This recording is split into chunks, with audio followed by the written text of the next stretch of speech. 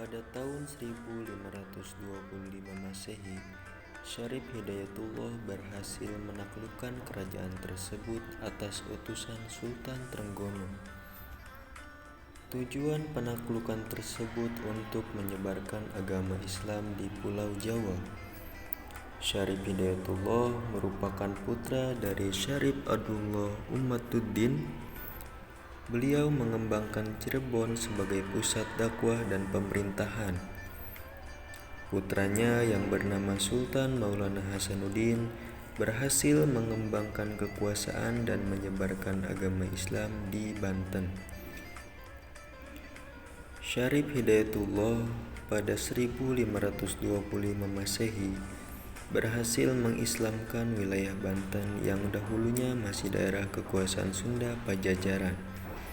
Kemudian menyiarkan agama Islam dan memerintahkan anaknya Sultan Maulana Hasanuddin untuk membangun istana di Banten, yaitu istana atau Keraton Surosoan, yang berfungsi sebagai istana raja dan pusat pemerintahan Kesultanan Banten. Keraton Surosoan ini berlokasi dekat pantai Laut Jawa.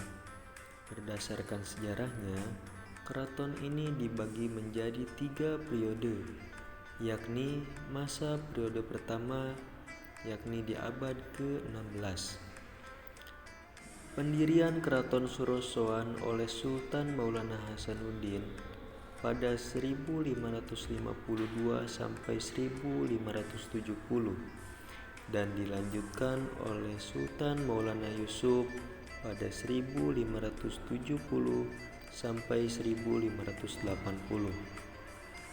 Selanjutnya masa periode yang kedua, yaitu abad ke-17 sampai abad ke-18, hancur akibat peperangan di masa Sultan Ageng Tirtayasa pada tahun 1651 sampai 1672.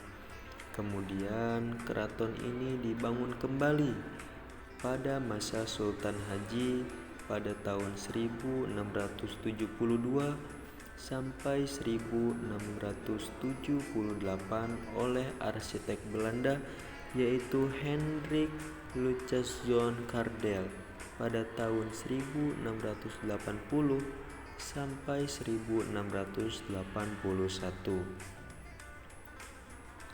Selanjutnya masa periode 3 yakni abad ke-19. Kehancuran kedua dan yang paling parah terjadi pada tahun 1808 atas perintah Gubernur Jenderal Herman Willem Dendels. Keraton atau istana ini ditinggalkan pada tahun 1813 dengan penghancuran berlanjut hingga 1832. Pada situs ini terdapat sisa-sisa struktur keraton seperti tembok bata, ruangan-ruangan kamar serta peninggalan-peninggalan arkeologis lainnya.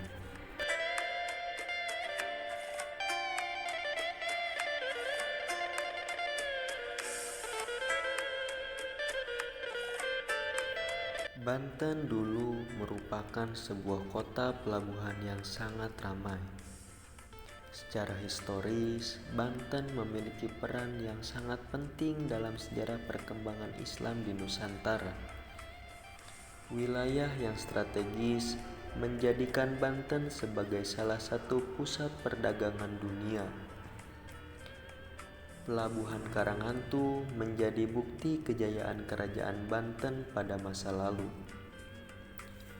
Pada masa pemerintahan Sultan Syarif Hidayatullah sekitar tahun 1515 Masehi, dibangunlah masjid pertama di Banten yang terletak di tepi barat Sungai Cibanten, yang dikenal dengan Masjid Pecinan Tinggi.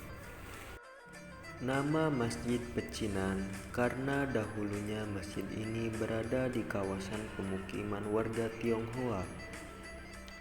Masjid Pecinan yang pernah berdiri kokoh pada masanya kini hanya menyisakan puing-puingnya saja. Selain itu, terdapat sisa-sisa pondasi bangunan induknya yang terbuat dari batu bata dan batu karang. Juga masih tersisa bagian dinding mihrabnya.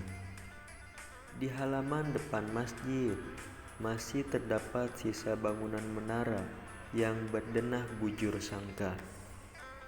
Menara ini terbuat dari bata dengan pondasi di bagian bawahnya terbuat dari batu karang. Sayangnya, bagian atas menara ini sudah hancur, sehingga wujud secara keseluruhan dari bangunan masjid ini sudah tidak tampak lagi.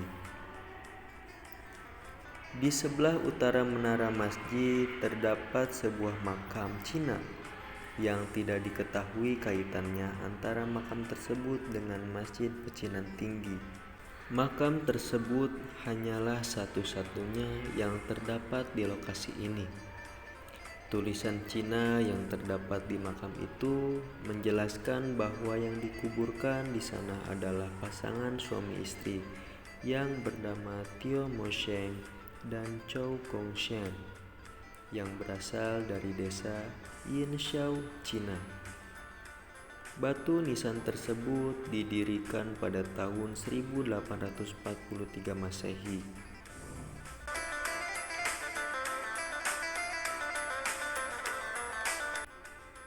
Kurang lebih 500 meter ke arah timur terdapat Masjid Agung Banten. Masjid ini dibangun pada abad ke-16 oleh Sultan Maulana Hasanuddin dan putranya Sultan Maulana Yusuf. Masjid Agung ini masih berdiri kokoh, padahal usianya lebih dari 500 tahun. Masjid Agung Banten kini menjadi simbol dari kota Banten. Kekhasan dari masjid ini adalah keberadaan menara di sebelah timur yang mirip dengan mercusuar. Menara ini terbuat dari batu bata yang memiliki ketinggian sekitar kurang lebih 24 meter. Menara ini dahulunya dibangun pada masa kejayaan Sultan Haji.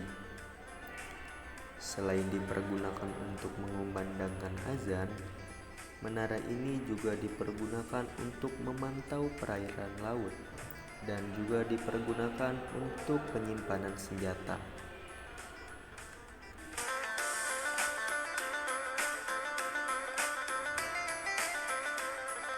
Untuk mencapai puncak menara, pengunjung harus menaiki 83 anak tangga.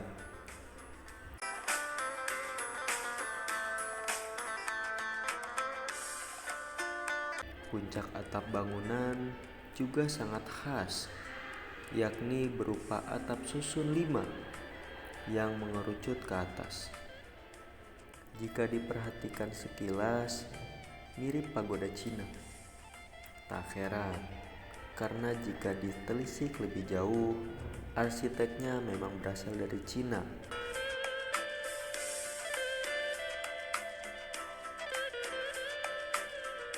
Tak seperti saat ini yang menggunakan azan sebagai penanda masuknya waktu sholat, tetapi dahulu menggunakan yang namanya istiwa.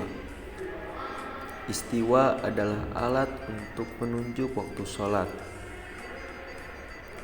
Tepat di tengah tanda bawah tersebut dipasang besi, dan melalui bayangan besi inilah dapat diketahui waktu sholat. Namun sayangnya istiwa tersebut sudah tidak ada.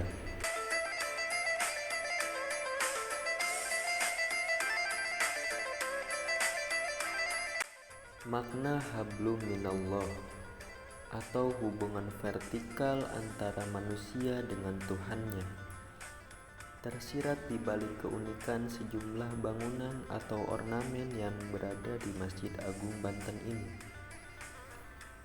Contohnya pada pintu masuk masjid di sisi depan, berjumlah 6 buah yang melambangkan rukun iman.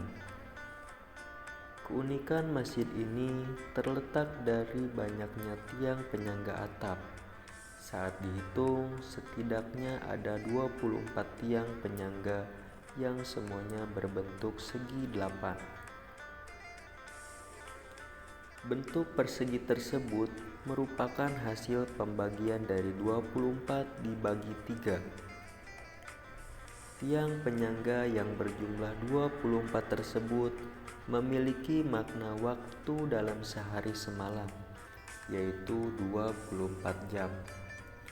Sementara itu, angka 3 merupakan simbol dari ibadah maisyah dan istikharah.